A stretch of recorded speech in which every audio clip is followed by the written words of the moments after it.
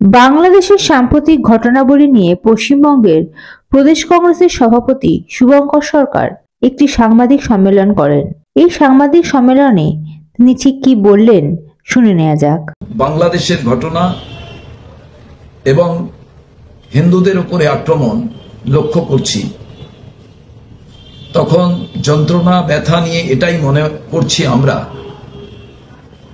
যে মানবতার উপরে যে আঘাত, এই আঘাত সভ্য সমাজে, সভ্য রাষ্ট্রে কোনো সময় কাম্য নয়। ভারত কোনোদিনই মনে করে না যে সংখ্যালঘুরা কোথাও আক্রান্ত হোক, এবং যে কোনো রাষ্ট্রের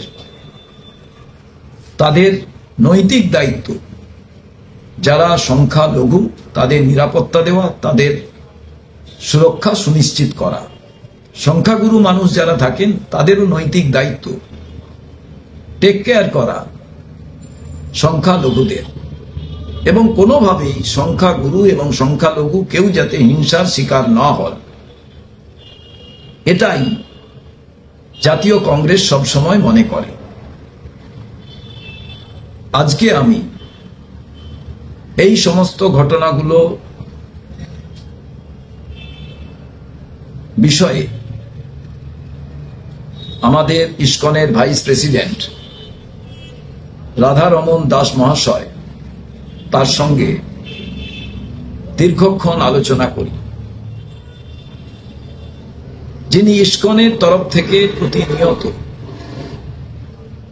হিংসা নয় শান্তির কথা বলছেন,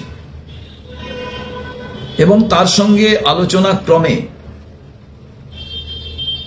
আমরা খুব উদ্বেগের সঙ্গে লক্ষ্য করলাম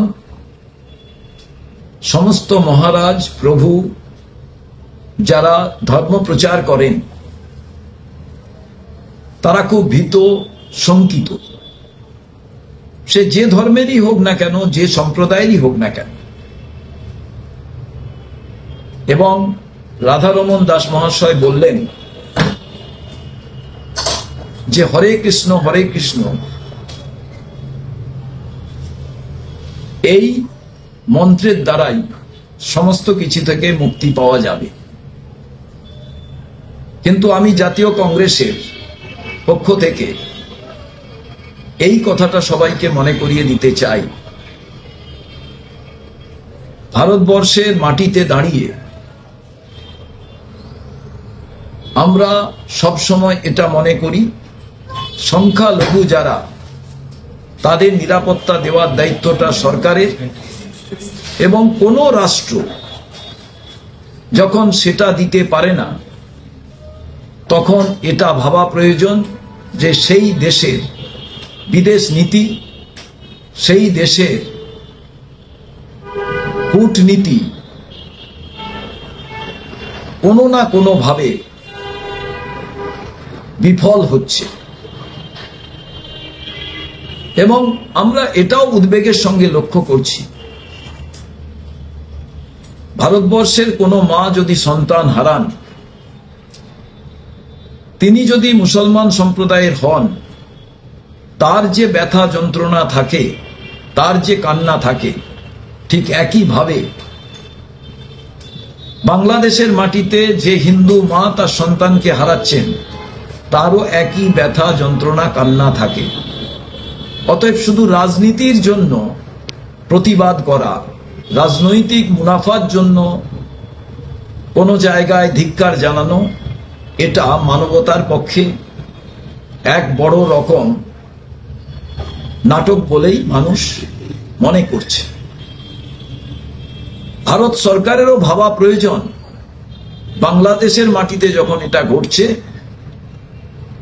হিন্দুরা যখন আক্রান্ত হচ্ছে, তাকে আমরা তীব্রভাবে ধিক্কার জানাই, তার আমরা চরম প্রতিবাদ করি। ঠিক একইভাবে উত্তর প্রদেশের সম্বলের যখন ঘটনা ঘটছে, তখন সেটাও কিন্তু উদ্বেগের।